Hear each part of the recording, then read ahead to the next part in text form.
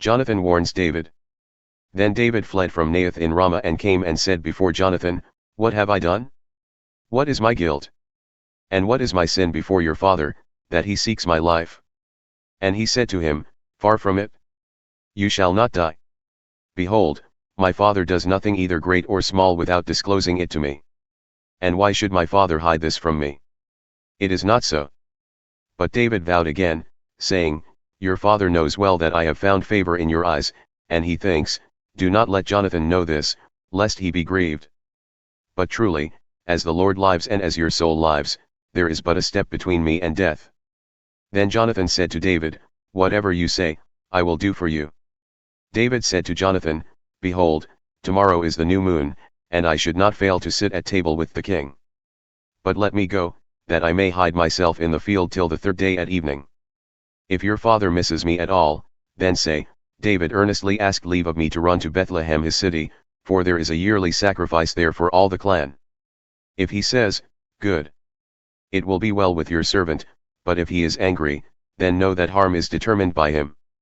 Therefore deal kindly with your servant, for you have brought your servant into a covenant of the Lord with you. But if there is guilt in me, kill me yourself, for why should you bring me to your father? And Jonathan said, Far be it from you.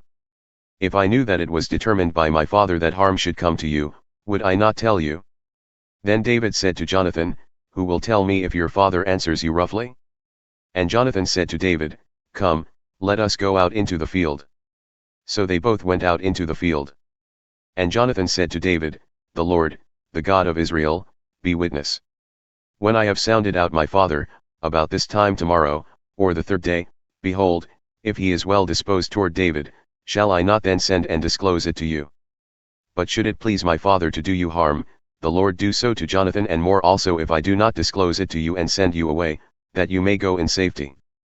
May the Lord be with you, as he has been with my father.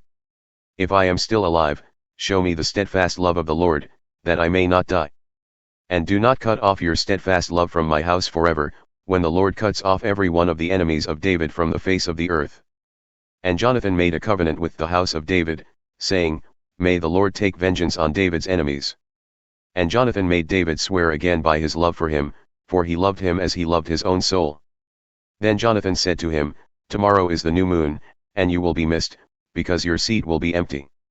On the third day go down quickly to the place where you hid yourself when the matter was in hand, and remain beside the stone heap. And I will shoot 3 arrows to the side of it, as though I shot at a mark. And behold, I will send the boy, saying, Go, find the arrows. If I say to the boy, Look, the arrows are on this side of you, take them, then you are to come, for, as the Lord lives, it is safe for you and there is no danger. But if I say to the youth, Look, the arrows are beyond you, then go, for the Lord has sent you away. And as for the matter of which you and I have spoken, behold, the Lord is between you and me forever. So David hid himself in the field. And when the new moon came, the king sat down to eat food.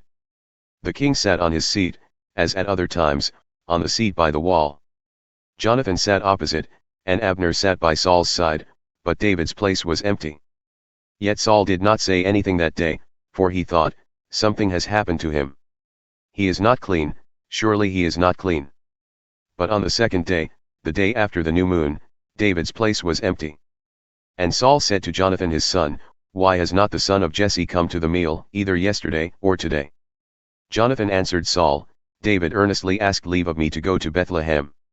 He said, Let me go, for our clan holds a sacrifice in the city, and my brother has commanded me to be there.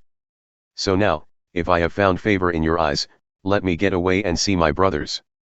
For this reason he has not come to the king's table. Then Saul's anger was kindled against Jonathan, and he said to him, You son of a perverse, rebellious woman, do I not know that you have chosen the son of Jesse to your own shame, and to the shame of your mother's nakedness?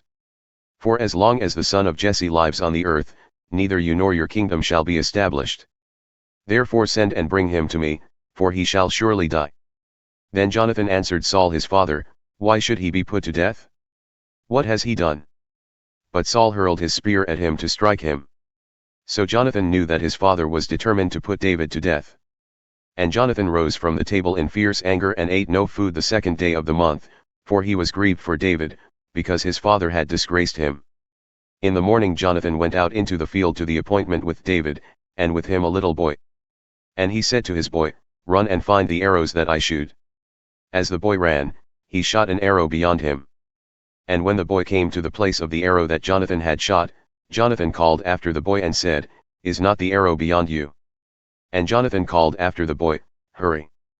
Be quick! Do not stay! So Jonathan's boy gathered up the arrows and came to his master. But the boy knew nothing. Only Jonathan and David knew the matter. And Jonathan gave his weapons to his boy and said to him, Go and carry them to the city.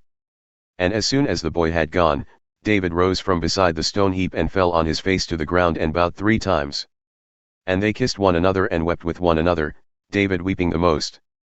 Then Jonathan said to David, Go in peace, because we have sworn both of us in the name of the Lord, saying, The Lord shall be between me and you, and between my offspring and your offspring, forever. And he rose and departed, and Jonathan went into the city.